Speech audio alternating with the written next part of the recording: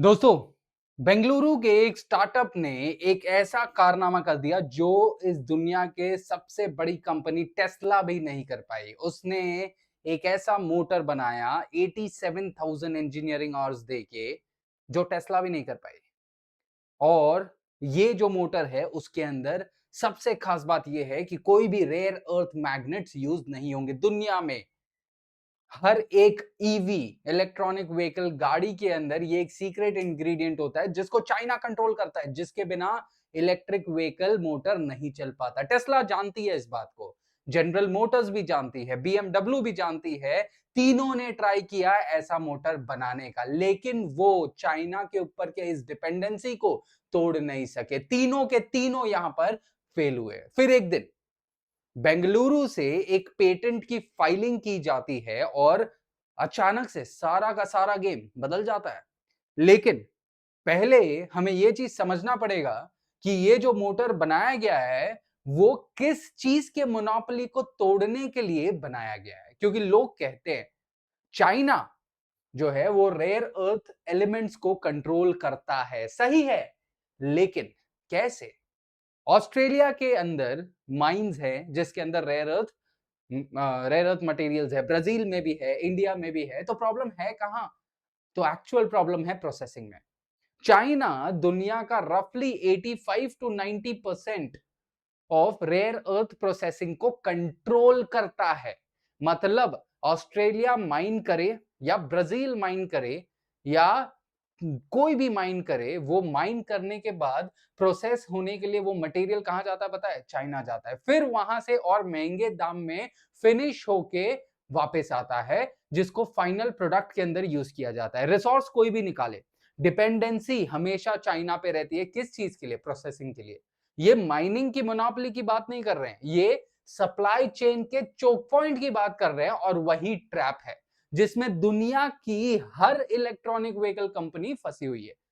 अब यही वो मोमेंट है जो एक्चुअली मैटर करता है इस कारनामे के अंदर जो बेंगलुरु के स्टार्टअप ने किया। क्योंकि 2023 में जब टेस्ला ने अनाउंस किया कि वो एक नेक्स्ट जनरेशन कार बनाएंगे जिसके अंदर जीरो रेयर अर्थ मटेरियल्स होंगे। $1 ट्रिलियन की कंपनी, 1 लाख से ज्यादा के engineers, billions of dollars R&D। Elon Musk personally इस चीज में पूर्ण लेवल से इन्वॉल्व थे। और 2025 तक क्या इन लोगों ने इस चीज को एग्जीक्यूट किया? बिल्कुल भी नहीं किया। प्रॉमिस इन्होंने किया था कि भाई ये लोग एग्जीक्यूट करेंगे उस चीज को, लेकिन कर पाए क्या? बिल्कुल नहीं कर पाए। लेकिन अब वही सेम चीज बैंगलोर में बैठे हुए 5 पर्सन की टीम में से एक स्टार्टअप था जिसने उनके करने से पहले ये चीज कर दिया। और इस कंपनी के पास सिर्फ $5 मिलियन की टोटल फंडिंग थी। और इन्होंने वो चीज को पेटेंट करवा लिया, इस मोटर को, जिसको टेस्ला ढूंढ रही थी, जिसको टेस्ला कंप्लीट करना चाह रही थी। उसे कंपीट करते हुए 5 लोगों की टीम ने किया। ये सिर्फ टेक्नोलॉजी की स्टोरी नहीं है, ये दर्शाती है कि जिस कंपनी के पास लाखों करोड़ रुपया है वो कंपनी नहीं कर पाई, लेकिन $5 मिलियन की फंडिंग से बेंगलुरु के एक स्टार्टअप ने कर दिया। यही एक बहुत शॉकिंग चीज है। क्योंकि इंडिया के पास अगर कुछ शॉकिंग बात, अगर मैं यहाँ पे एक और बात बताऊं, तो इंडिया के पास fifth and sixth largest rare earth elements का खदान है। राजस्थान, आंध्र प्रदेश जमीन के नीचे बिछा हुआ है। और फिर भी प्रोसेसिंग के लिए हमारे चीजें जाते कहां है?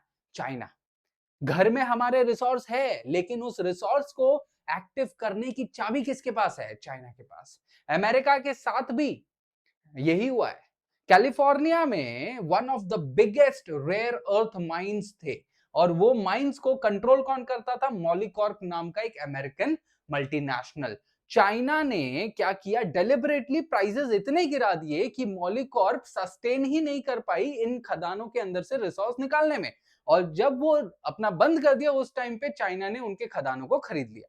अमेरिका के पास रिसोर्स था, लेकिन अमेरिका ने अब वो चीज माइन ही नहीं कर पा रहा था। यही थी चाइना की एक्चुअल स्ट्रैटेजी, कि प्राइस को वो इस हिसाब से कंट्रोल करना चाहते थे ना, कि जब माइनिंग बंद हो जाए दूसरे देशों के, वो अपने प्राइसेस इतने गिरा देंगे कि माइनिंग बंद होने के बाद वो उनके चीजें कर लेंगे, खरीद लेंगे। अब सवाल यह है कि यहां पे इंडिया ने विमान कंपनी ने क्या किया? तो उसने जो नॉर्मल ईवी मोटर होते हैं ना, उसके अंदर परमानेंट मैग्नेट्स होते हैं, फिजिकली अंदर जो ये रखे हुए मैग्नेट्स है, जो फिक्स्ड है, ये चाइना से आते हैं और यही रेयर अर्थ एलिमेंट से होते हैं। अब विमांग ने सोचा, ये जो बेंगलुरु की कंपनी है, कि भाई मैग्नेट की तो जरूरत ही खत्म कर देते हैं ना, क्यों इतना डिपेंडेंसी रखना।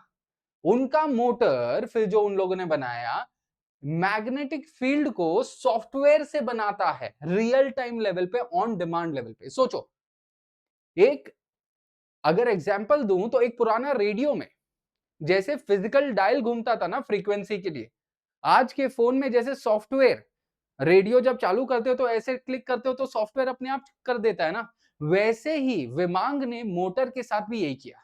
उसने बोला फिजिकल मैग्नेट की आवश्यकता ही नहीं है, सॉफ्टवेयर इस चीज को रिप्लेस कर देगा। और परफॉर्मेंस जो है, कंपनी कहती है कि ये नॉर्मल मोटर से भी अधिकतर लेवल की परफॉर्मेंस इसकी हो सकती है। मतलब चाइना का मोनोपोली खत्म। ये जो मैग्नेट्स हम लेते थे इतने महंगे महंगे दामों में, चाइना अब खत्म, कोई अब नहीं लेगा चाइना से। मतलब this is a ground breaking discovery that has been done. 87,600 engineering hours in 5 लोगों ने डाले, 5 इंजीनियर्स, 52 हफ्ते, 1 साल में। अगर इस सब की मेहनत को कंबाइन करे तो टोटल इन सब ने मिलके एक लक्ष्य साधा था। 8.5 साल का कंबाइंड एफर्ट के साथ इन 5 पर्सन की टीम ने प्रैक्टिकली एक डेकेड में एक ही सवाल पे इन लोगों ने अपनी सारी मेहनत लगाई। कोई शॉर्टकट नहीं, कोई जुगाड़ नहीं, प्योर इंजीनियरिंग। और ये टीम बेंगलुरु में बैठा तब जब टेस्ला के सिलिकॉन वैली में सेम प्रॉब्लम पर काम कर रही थी। टेस्ला टेस्ला के पास लाखों crore talent, resources, global infrastructure, विमान के पास एक प्रॉब्लम और एक जुनून उस प्रॉब्लम को सॉल्व करने का। आज विमान के पास पेटेंट है और वही सेम चीज टेस्ला के पास नहीं है, और टेस्ला को अब ये चाहिए। So that is again going to be a problem now, क्योंकि विमान के पास अब मैन्युफैक्चरिंग पार्टनरशिप्स आएंगी, पायलट प्रोजेक्ट्स चलेंगे, 2 व्हीलर और कार कंपनीज के साथ ये लोग एक शेयरिंग अग्रीमेंट करेंगे। ये मोमेंट प्रूफ करता है कि दुनिया का सबसे हार्डेस्ट प्रॉब्लम जो है ना, ज्योग्राफी सॉल्व नहीं करता है, क्योंकि हमारे पास भी रिसोर्स है लेकिन उस चीज को हम एक्सेप्ट नहीं कर पा रहे हैं, उसको प्रोसेस नहीं कर पा रहे हैं। तो जुनून जो है ना, वो इस दुनिया के मेजॉरिटी प्रॉब्लम्स को सॉल्व करता है। लेकिन एक सवाल जो कोई नहीं पूछ रहा, और ये सवाल बहुत ज्यादा इंपॉर्टेंट है, कि क्या एक $5 मिलियन स्टार्टअप जेन्युइनली टेस्ला जैसे कंपनी तक पहुंच सकती है क्या? या कोई बड़ा प्लेयर, टोयोटा, बॉश या कोई चाइनीज जायंट विमान को एक्वायर कर लेगा और फिर टेक्नोलॉजी को बस ये अपनी शेल्फ पे रखेंगे और इंडिया का रेवोल्यूशनरी ये जो फाइंडिंग है बर्बाद हो जाएगा? क्योंकि ये बार बार होता है, छोटा इनोवेटर ब्रेक थ्रू करता है, बड़ा इनोवेटर जो बड़ा प्लेयर है वो डील करता है, टेक्नोलॉजी मार्केट में कभी नहीं आ पाती, क्योंकि बड़े प्लेयर्स का इंटरेस्ट होता है एग्जिस्टिंग सप्लाई चेन्स को प्रोटेक्ट करना, क्योंकि चाइना कभी नहीं चाहेगा कि ये जो मोटर है इनके रेयर अर्थ को एलिमिनेट करे, क्योंकि अगर रेयर अर्थ मैग्नेट्स की जरूरत खत्म हो जाएगी तो trillions of dollars of business पूरी की पूरी हिल जाएगी। तो सवाल यही है, विमान का टेक्नोलॉजी काम करता है या नहीं? सवाल यह है कि क्या विमान को स्केल करने दिया जाएगा कि नहीं? ये टेंशन एक्चुअल में हकीकत है और इसका आंसर अभी भी किसी के पास नहीं है। टेस्ला ने कहा कि वो सॉल्व करेंगे, गवर्नमेंट्स ने कमिटीज बनाई, रिपोर्ट्स लिखी, समिट्स किए कि वो इस प्रॉब्लम को सॉल्व करेंगे रेयर अर्थ वाला। लेकिन इसे किया किसने? बेंगलुरु में बैठे हुए 5 लोगों की टीम ने, जिनका कंबाइंड एफर्ट 8 सालों का था, और उनके पास आज पेटेंट है। अब सवाल यही है कि क्या ये लोग इस पेटेंट के माध्यम से विमान को स्केल कर पाएंगे, वो देखना होगा।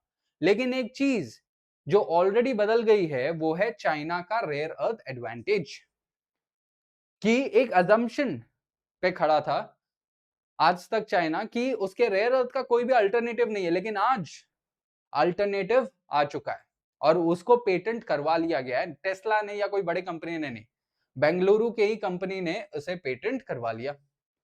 और यही अब देखना पड़ेगा कि ये पेटेंट से ये लोग खुद टेस्ला जैसा बनते हैं या कोई और कंपनी इनको एक्वायर करती है.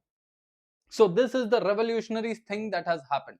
So for this, we congratulate the team and thank you everyone for watching me, for watching Vijay Sudra. I'll see you up in the next session. Dhanyawad and Jai Hind.